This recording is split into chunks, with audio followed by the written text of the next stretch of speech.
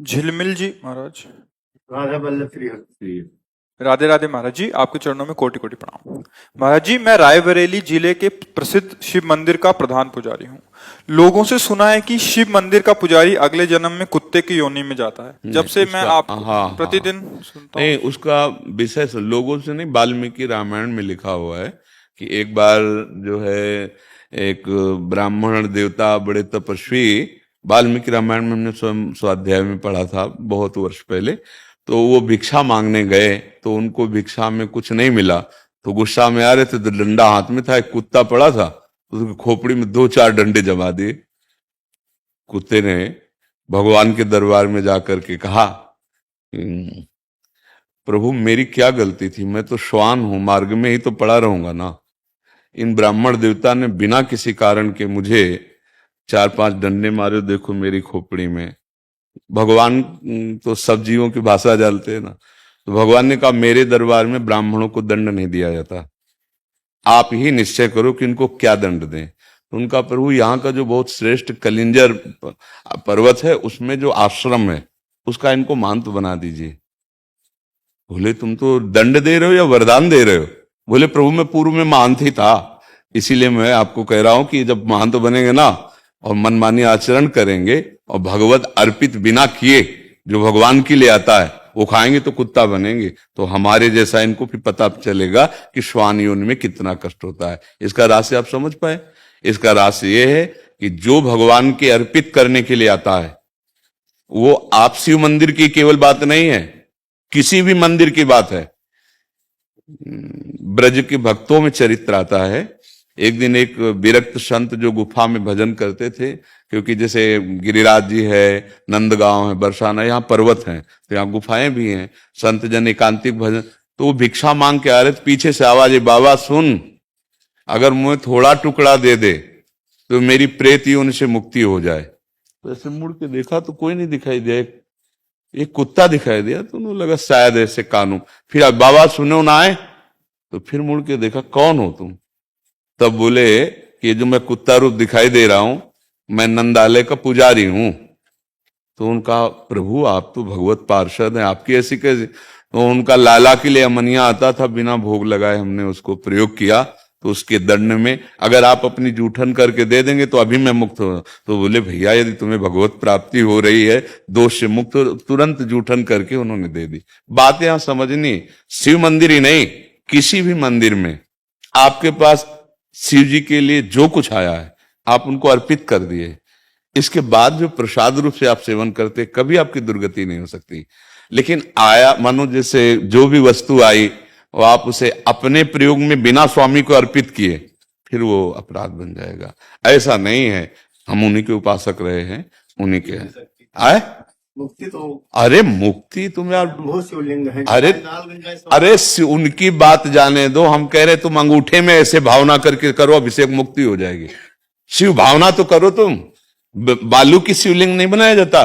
अरे यार कभी ऐसी बातों में, हाँ बात उसको अंतर की बात समझना। अगर भगवत अर्पित करने के लिए मानो हम कह रहे हैं किसी ने अमुक अमुक सामग्री दी जो भगवान के सामने अर्पित कर दी, और इसके बाद जो हम प्रसाद रूप से सेवन कर रहे हैं, फिर उससे कहीं कोई ऐसी, हाँ अब हम भगवान के लिए आया, पे चढ़ा हुआ नहीं खाना चाहिए। जो ऐसे 12 ज्योतिर्लिंग हैं, नर्मदेश्वर हैं, भगवत स्वरूप हैं, इनका तो पाना ही चाहिए ना। हमारे पास तो रोज चरण, लगभग हफ्ता में 1-2 बार चरणामृत आ जाता है, भगवान महादेव जी का भोग आता है तो वो रोज चलता है, हम तो रोज उनका प्रसाद जूठन पाते हैं। ऐसे नहीं, जो मतलब उस विधान को समझ, और ये अगर हम कहीं भी भगवत भावना करके उनका पाते तो दुर्गति हो सकती है क्या? कौन सा सिद्धांत है? भगवान हरि और भगवान हर में कोई भेद है क्या? तो कुछ बातें समझनी होंगी उसमें। अब हम लोग क्या करते हैं, छल कपट करने लगते हैं, सेवक की जगह स्वामी बन जाते हैं, उस बात का दंड मिलता है। नहीं तो भगवान की सेवा करने वाले की दुर्गति हो सकती है। आप शिव पुराण की आपको कथा सुना रहे हैं। एक चोर गया भगवान शिव के मंदिर में, अब वो बेचारे के पास खाने के लिए नहीं था तो सोच रहा था क्या करूं, कैसे करूं, ये शिव पुराण की कथा है। तो उसके पास कोई प्रकाश नहीं था कि वो मंदिर में देख सके कि कहाँ क्या है जिससे मैं खाने योग्य कुछ चुरा सकूं। तो उसने अपने ऊपरी वस्त्र उतारा और जला करके ऐसे प्रकाश किया।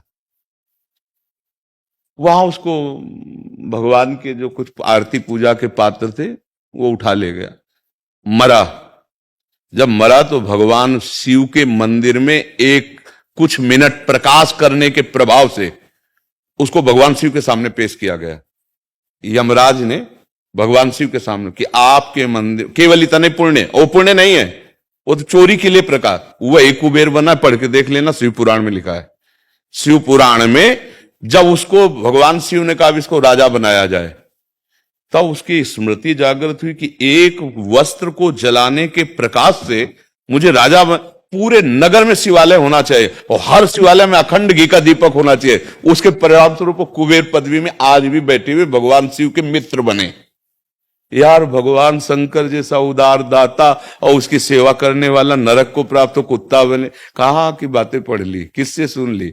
अब जब बातें रहस्य में नहीं आ रही, हम फिर भी कह रहे स्वामी नहीं बनना है। स्वामी के लिए जो वस्तु है एक बार सामने उनको अर्पित करो और इसके बाद प्रसादे सर्व दुखा नाम हानि रस्सी उपजाते। अरे यार, कैसी बात! मतलब यही समझना होने पर फिर तो जितने शिव मंदिर है, जितने शिव पूजा करने वाले, फिर तो हमारी तो शिव पूजा से ही उन्नति हुई है। हम शिव पूजा से ही आज जो कुछ प्राप्त कर पाए हैं, तो हम कैसे बात मान लेते यार? आज भी हम उनका चरणामृत लेते हैं। और शिव जैसा हरि भक्त कौन और हरि जैसा शिव भक्त कौन? शिव जैसा हरि भक्त कौन? हनुमान जी बने राम जी के चरण है। देखो, गंगा धारण किए हुए तो श्री कृष्ण का चरणामृत तो है ना, और भगवान हरि रामेश्वर की स्थापना कर रहे हैं और वो कह रहे हमारे गुरु है, ये हमारे इष्ट है। इसलिए भाई, व्यर्थ की कल्पनात्मक बातों में नहीं जाना चाहिए। जो शास्त्र में लिखा है उसका कुछ रहस्य होता है, वो बिना भजन के नहीं समझ में आता है।